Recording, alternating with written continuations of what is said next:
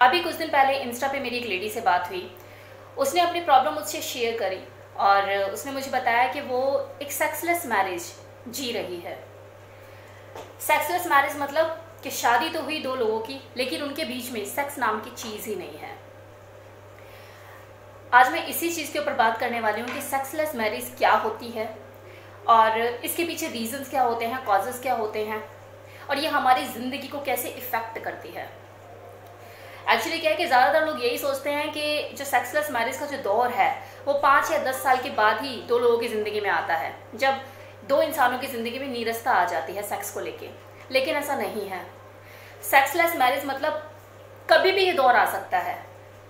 नए नवेले दूल्हा दुल्हन उनकी ज़िंदगी में भी ये दौर आ सकता है, 2 साल के बाद भी आ सकता है।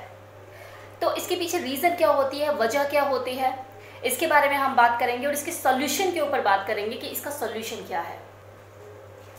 तो सबसे पहले तो सेक्सलेस मैरिज का मतलब क्या होता है। सेक्सलेस मैरिज का मतलब होता है कि दो लोग शादी के बंधन में तो बंधे, चाहे वो रीति रिवाजों से बंधे हो, अग्नि के फेरे लिए हो, या फिर अंगूठी बदल ली हो, या फिर कोर्ट मैरिज हुई हो, लेकिन जब वो प्रैक्टिकली जब उस मैरिज लाइफ को लीड करना शुरू करते हैं तो दोनों के बीच में सेक्स नाम की चीज़ होती ही नहीं है। तो इट मीन्स वो सेक्सलेस मैरिज को जी रहे हैं।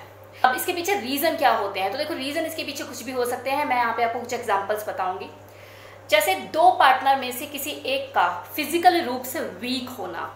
मान लो अगर हस्बैंड है और वो फिजिकली बहुत ज़्यादा वीक है, वो उस तरीके से चीज़ों को कर ही नहीं पाता है, उसका बहुत जल्दी डिस्चार्ज हो जाता है, तो ऐसे में क्या है कि चीज़ मिल तो रही है लेकिन उस तरीके से नहीं मिल रही। और मज़ा तभी है जब चीज़ मिले तो फुल सेटिस्फैक्शन दे। अगर बीच में लटक जाती है कोई चीज़, उस तरीके से चीज़ें नहीं हो पाती जिस तरह से होनी चाहिए, तो ऐसे में अंदर के इंसान की जो आग है ना, उसे वो बुझाने की बजाय और भड़का देती है। जब पूरी तरह से संतुष्टि नहीं हो पा रही होती तो फ्रस्ट्रेशन बढ़ती है, चिड़चिड़ापन आता है, अगले के दिमाग में यही चीज़ चलती है, ये आएगा मेरे ऊपर चढ़ेगा, 2-4 बार ठुक ठुक ठुक ठुक करेगा और कहानी इसकी ख़त्म। उसने तो छेड़ दिया, अब रात भर मैं परेशान रहूँ और अल्टी पल्टी मारती रहूँ। तो ऐसे में क्या है कि कहीं ना कहीं फ्रस्ट्रेशन बढ़ती रहती है और वो उससे पीछा छुड़ाना शुरू कर देती है कि ये चीज़ें उस तरीके से कर नहीं पाएगा और परेशान मैं ही रहूँगी। ऐसा नहीं कि हर केसेस में जो मेल है वही फिजिकल वीक होगा।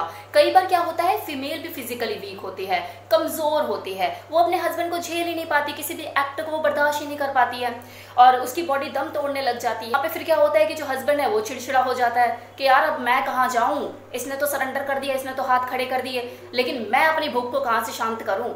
तो इस तरह से जब दो पार्टनर में से कोई एक पार्टनर फिजिकली वीक होता है तो उस रिलेशन में भी जो सेक्स है वो खत्म होने लग जाता है। दूसरा रीज़न क्या होता है कि मान लो जिससे आपकी शादी वो आपके मन मुताबिक नहीं, तो इस तरह से क्या है कि एक बंदा तो हमेशा रेडी रहेगा, ऑल टाइम रेडी रहेगा, लेकिन दूसरे को अपने आप को रेडी करना पड़ेगा। वहाँ पर बहाने ज़्यादा होंगे, सेक्स कम होगा, तो वहाँ पर चीज़ों को सिर्फ ड्यूटी की तरह निभाया जा रहा होता है। तो वहाँ पर भी क्या होता है, सेक्स ना के बराबर होता है, चिड़चिड़ापन बना रहता है, फ्रस्ट्रेशन आती रहती है और धीरे धीरे धीरे धीरे दो लोगों के बीच में सेक्स खत्म हो जाता है और वो एक सेक्सलेस मैरिज लीड कर रहे होते हैं। इसी तरह से तीसरा रीज़न कि अगला कर नहीं सकता है या वो कर नहीं सकती है, मतलब दोनों में से कोई एक इमेच्योर है, इनोसेंट है। ऐसा हाथ लगाओ तो अगली दूर भागती है कि नहीं यार मुझे नहीं करना, मेरे को डर लगता है, मतलब इनोसेंट है वो, उसे चीज़ों को पता ही नहीं कि कैसे होता है। थोड़ा सा रफ एंड टफ उसके साथ एक्ट कर दो तो चिल्लाती है कि नहीं पेन होता है, डर लगता है। तो इस तरह से क्या है कि सामने वाले इंसान के दिमाग में क्या आता है कि यार कुछ भी नहीं पता इसे, तो क्या करूँ इसके साथ में। उसे किस करना, मतलब उसको एक ही चीज़ समझ में आती है, वो जो बच्चों वाली पप्पी होती है ना कि हाँ ये चीज़ें। फ्रेंड ने शादी में हनीमून पैकेज गिफ्ट कर दिया, हनीमून पर गए दोनों, पता लग रहा है कि वहाँ पर जाकर कि उसको तो पता ही नहीं है हनीमून का मतलब क्या होता है, बस उसे गोदी में लेके नज़ारे कराते रहो, ये पहाड़, ये वादियाँ, ये नदियाँ, लेकिन जब बात आए कुछ चीज़ें करने की तो दूर भागे। तो ऐसे में क्या है, वो उसकी फैंटेसी, उसकी डिज़ायर उस पर खरी नहीं उतरती। अगला सिखाने के लिए तैयार है लेकिन वो सीखने के लिए तैयार नहीं है। तो ऐसे में क्या है, जब चीज़ें ज़्यादा बढ़ती हैं तो डिफरेंसेस आ जाते हैं, मनमुटाव आ जाता है और जो लाइफ है वो सेक्सलेस मैरिज में कन्वर्ट हो जाती है।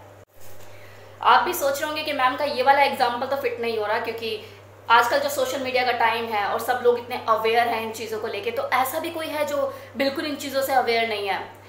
तो डियर, होते हैं ऐसे लोग, मैंने बात की है इसलिए आपको बता रही हूँ। फोर्थ रीज़न कि ऐसे भी चीज़ें होती हैं कि जैसे दोनों ही फिजिकली फिट हैं, खूबसूरत है देखने में, कोई दिक्कत वाली बात नहीं है।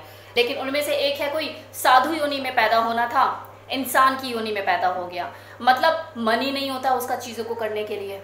अब घर वालों ने शादी तो करा दी, लेकिन वो अंदर से तो पूरा साधु है, अब वो करे क्या।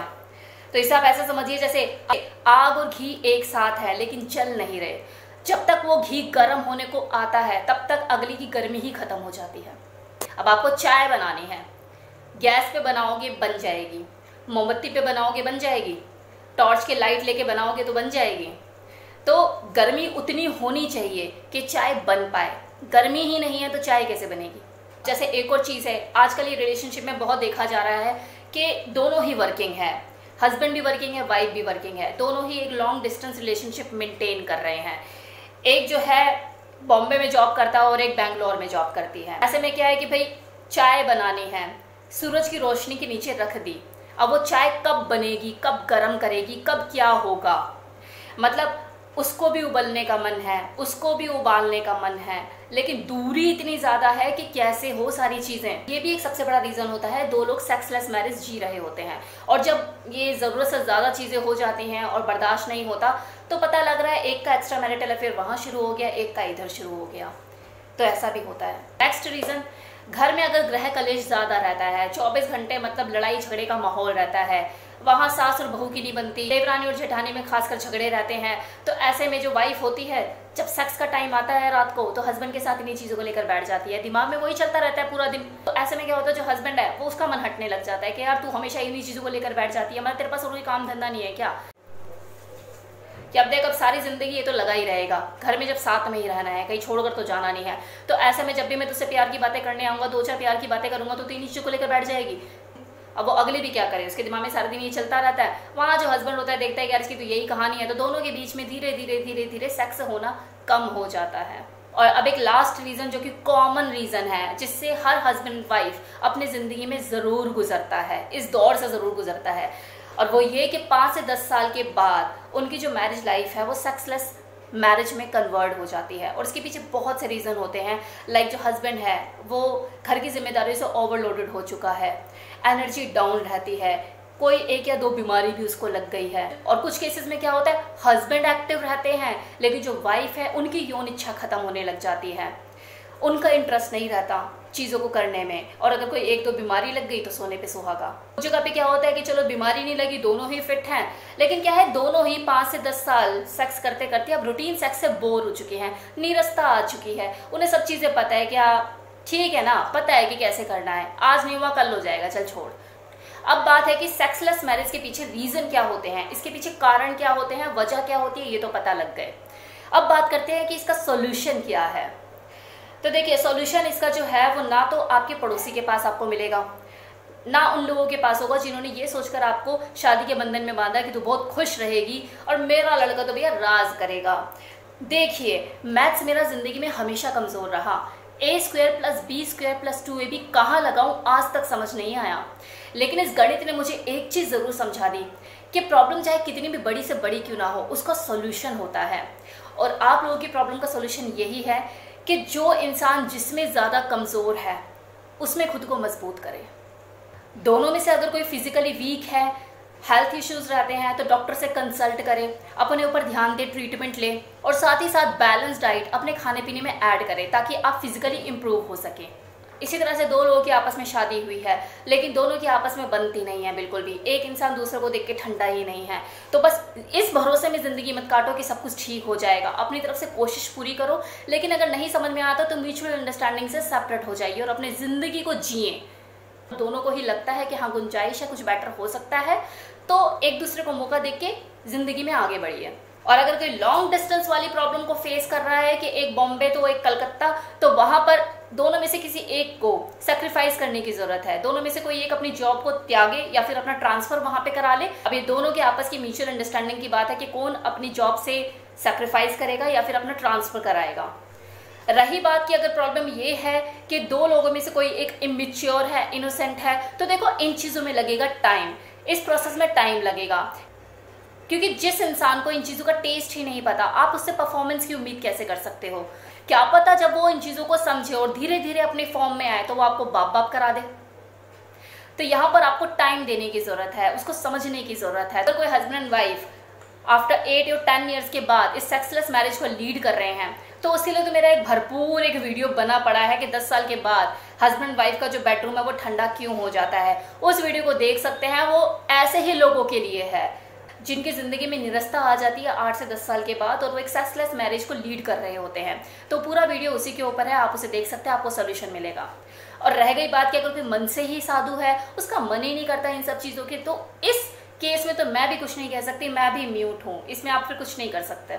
देखिए, मैं अपने वीडियो में रियल फैक्ट के बारे में बोलती हूँ, कोई किताबी नॉलेज नहीं होती, कोई इधर से लिखा पढ़ी नहीं होती मेरी कि उठाया और कॉपी पेस्ट कर दिया। ज़्यादातर जो मेरे एग्जाम्पल होते हैं और ज़्यादातर जो मेरे टॉपिक होते हैं वो रियल लाइफ से इंस्पायर होते हैं। अभी ये जो मैंने सेक्सलेस मैरिज के बारे में जो इन्फॉर्मेशन आपको दी, ये ऑलरेडी एक लेडी है जो इस चीज़ को फेस कर रही है, मेरे से कंटिन्यू बात हुई है, तो जाके मैंने इसके ऊपर वीडियो बनाया। बहुत से फीमेल होंगी जो किसी न किसी प्रॉब्लम से जूझ रही होंगी, तो अगर आप मुझे इंस्टा पे कांटेक्ट करके अपनी प्रॉब्लम के बारे में बताते हैं तो मैं एक वीडियो बना के अगर उसे लोगों तक पहुंचाती हूं तो आप जैसे कितने लेडीज़ का भला हो सकता है, उन्हें सॉल्यूशन मिल सकता है। अकाउंट पे आप मुझे मैसेज कर सकते हैं, अपनी प्रॉब्लम को शेयर कर सकते हैं, क्योंकि मैं उस पर फिर वीडियो बना के लोगों तक पहुँचाऊँगी। क्या पता किसका कैसे भला हो जाए, क्या सोल्यूशन उसको मिल जाए। So thank you for watching this video, thank you so much.